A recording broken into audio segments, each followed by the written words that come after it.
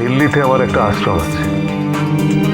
একটা সময় দিল্লিতে পরপর কিছু বাচ্চা চুরি হয়, আর আমি দেখি যে অনেক বাচ্চার বাবা মাই আমার শিষ্য শিষ্যা, আমার ভক্ত তারা। আমি তখন হাত গুটিয়ে বসে না থেকে ওই বাচ্চাগুলোকে খোঁজার চেষ্টা করি।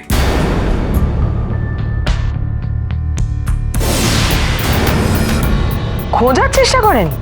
হ্যাঁ, আর এতে আমাকে মেইনলি হেল্প করেছিল ওই চাঁদনি।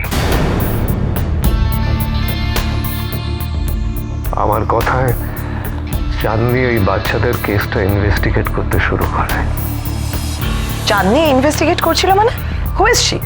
ওকে কোনো প্রাইভেট ইনভেস্টিগেটর নাকি? No, very much public. ও পুলিশে কাজ করত।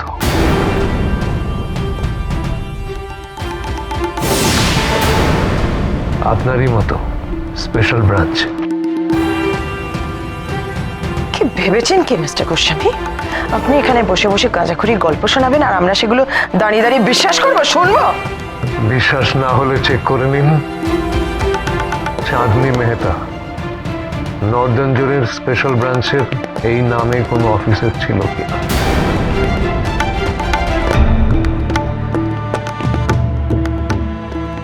Yes madam. আচ্ছা, চাঁদনি যদি ক্রাইম ব্রাঞ্চেরই লোক হবে আর বাচ্চাদের চুরি যাওয়ার ব্যাপারে ইনভেস্টিগেট করবে, তাহলে ও ছদ্মবেশে সাক্সেনার মামার বাড়ি গেল কেন? নিজের পরিচয়ে যেতে পারতো, অসুবিধা কি ছিল? ও সাক্সেনার ল্যাপটপ চুরি করতে গিয়েছিল। ওই ল্যাপটপে বাচ্চা হারানোর সমস্ত ইনফরমেশন ছিল। ও জানতো এগুলো ওর কাজে লাগবে। সাক্সেনা এনজিও আর চাঁদনি যেহেতু আমার শিষ্যা, এখন ওকে কেউ বিশ্বাস করবে না। কেন করবে না? ও তো পুলিশের লোক। পুলিশের চাকরিও ছেড়ে দিয়েছিল। আমার ভক্ত হওয়ার পর ও চাকরি ছেড়ে দেয়। আপনার একটা কথাও না বিশ্বাসযোগ্য নয় মিস্টার গোস্বামী। এই তো, আপনারা তো বলেই দিলেন আগে। এখন বিশ্বাস করবেন কি করবেন না সেটা আপনাদের ব্যাপার, কিন্তু তার জন্য তো সত্যিটা বদলে যাবে না অফিসার। ভাবছি আমার ভক্তদের বাচ্চা চুরি হবে এইভাবে আর আমি চুপচাপ হাত গুটিয়ে বসে থাকবো, এটা তো হতে পারে না। আর চাঁদনি আমার সঙ্গে থেকে মনে প্রাণে এই কাজটাই করছিল। আর তাও আপনি ওকে মেরে ফেলতে চাইলেন কেন? ও কেন ওর উপর গুলি চালানোর লোকটার নাম বলতে আপনার নাম বলল? ও কেন বলেছে সেটা তো ওই জানে, ওই বলতে পারবে। হয়তো ভুল বলেছে। দেখুন ম্যাডাম, আমি তো গাড়ির বাঁ দিকে বসেছিলাম, ও ছিল ডান দিকে, ড্রাইভারের ঠিক পেছন দিকটায়। গুলি কোন দিক থেকে চলেছে আপনারা চেক করুন না। আর আমি যদি গুলি করতাম অত কাছ থেকে, তাহলে কেউ বেঁচে থাকতো? ম্যাডাম, আমি ঈশ্বরের সাধনা করি, মানুষের সেবা করি। যে হাত দিয়ে ঈশ্বরের সাধনা করি, দরিদ্র নারায়ণের সেবা করি, আমি সেই হাতে খুন করব? মিস্টার গোস্বামী, সবসময় যেই আঙ্গুলটা ট্রিগার টিপছে সেই আঙ্গুলটাই খুনির হয় না। যে সে ট্রিগারটা টানাচ্ছে মানে খুনের প্ল্যান করা মাথাটা যার, খুনি সেও। আপনি যেই বাইক বাহিনী দিয়ে সাক্সেনার উপর অ্যাটাক করিয়েছিলেন, যেই বাইক বাহিনী দিয়ে অফিসার গোয়েলকে মেরেছেন, নিশ্চয়ই সেই বাইক বাহিনী দিয়ে চাঁদনিকে মারতে পাঠিয়েছিলেন। কারণ বাইকের চাকার দাগ গাড়ির আশেপাশে পাওয়া গেছে রাজাজি। আমি কারোকে খুন করাইনি। হ্যাঁ, বাইকে করে লোকেরা এসেছিল, কিন্তু তারা যদি আমারই লোক হবে তাহলে আমার ওপর গুলি চালাবে কেন? আপনারা দেখছেন না আমি কিভাবে ইনজিওর্ড হয়েছি? আমি যদি নিজের মধ্যে থাকতাম তাহলে নিজেকে এইভাবে কি রিস্কের মধ্যে ফেলতাম? গুলি কারো কন্ট্রোলে থাকে? সেটাই তো আপনার চাল রাজেন্দ্র গোস্বামী। দেখুন ম্যাডাম, আপনারা যদি আমাকে বিশ্বাস করতে না চান তাহলে তো আমার কিছু করার নেই, কিন্তু আমি যা বলছি সব সত্যি। আর আপনার লম্বা criminal record, godman Rajendra Goswami. ওই অতীত আমার মৃত্যু অব্দি আমার পিছু ধাওয়া করবে। রাজেন্দ্র গোস্বামী আমার অতীত, বলা যেতে পারে আমার পূর্ব জন্ম। তখন আমি যা করেছিলাম তার জন্য আমি অনুতপ্ত, আর সেই রাজেন্দ্র গোস্বামীকে আমি অনেক দিন আগে মেরে ফেলেছি। সেই পাপের প্রায়শ্চিত্ত আমি আজও করে চলেছি। মিথ্যে বলছেন আপনি, কেউ মরে যায়নি। সেদিন যখন আপনাকে এই স্টেট থেকে বের করে দেওয়া হয়, আপনি বলে গেছিলেন যে আপনি ফিরে আসবেন। অফিসার, আমি আবার ফিরে আসব, তোর এই এরিয়াতেই আসব। তখন দেখে নেব অথর্ব হয়ে বিছানায় কে পড়ে থাকে। আর ফিরে আপনি এসেছেন, প্রতিশোধ নিতে ফিরে এসেছেন, বাবা রাজদেবের ছদ্মবেশ নিয়ে।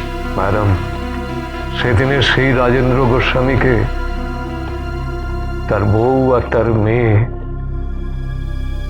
একেবারে বদলে দিয়েছিল, কিন্তু আইনের হাতে শাস্তি পাইনি। কিন্তু ওপরওয়ালার শাস্তি পাওয়ার তো বাকি ছিল। তাই আমার মেয়ে আর আমার বউ আমার কাছে থাকলো না। ঈশ্বর কেড়ে নিলেন তাদের। বাস অ্যাক্সিডেন্টে তারা দুজনেই চলে যায় একসঙ্গে। আর এই পৃথিবীতে আমি তখন একা, আমার চারপাশে কেউ রইল না।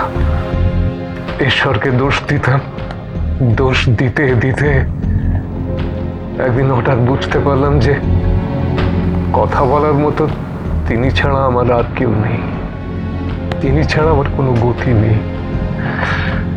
ব্যাস, সেই থেকে তার পায়ে নিজেকে সমর্পণ করলাম।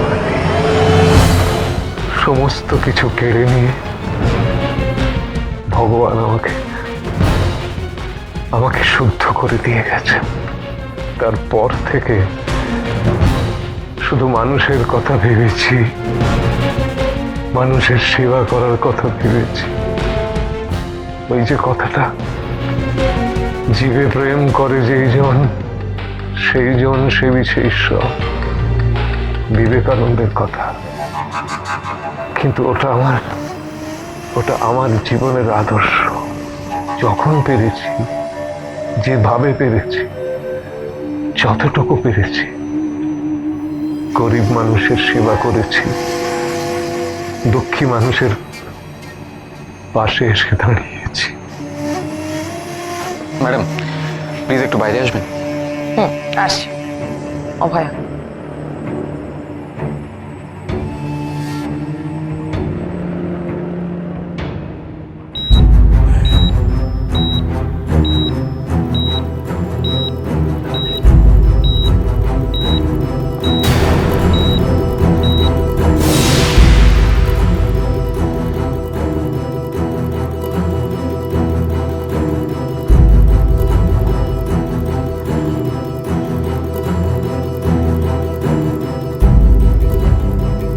she is no more. Madam, আমি একটা ইনফরমেশন জোগাড় করেছি। বাবা রাজদেব সত্যি কথা বলছেন। সত্যি ক্রাইম ব্রাঞ্চে চাঁদনি মেহতা বলে একজন অফিসার ছিলেন। উনি চাকরি ছেড়ে দিয়েছেন, ওই নর্দার্ন জোনে ওনার পোস্টিং ছিল। সবটা কেমন গুলিয়ে যাচ্ছে মিথিলা। ওরা যদি ইনভেস্টিগেটই করবে তাহলে এত খুনোখুনি কিসের? আর মৃত্যুর মুখে এসে চাঁদনি মিথ্যে কথা বলবে না। এটাও ঠিক যে রাজেন্দ্র গোস্বামীর সঙ্গে তথাগতর একটা লিঙ্ক আছে। রাইট অভয়া, আমি তো কিছু বুঝতে পারছি না এখন। আমার মনে হয় অভয়া আমাদের অপেক্ষা করতে হবে চাঁদনির জ্ঞান ফিরে আসা পর্যন্ত, তাহলেই আমরা সত্যি কথাটা জানতে পারবো।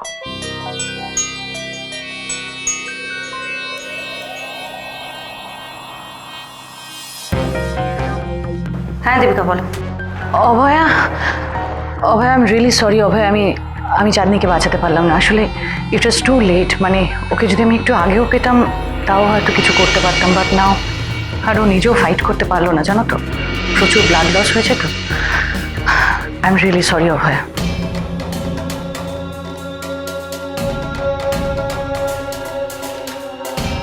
কি হয়েছে অভয়া? সত্যি জানার এই রাস্তাটাও বন্ধ হয়ে গেল মিথিলা। চাঁদনি মারা গেছে। What?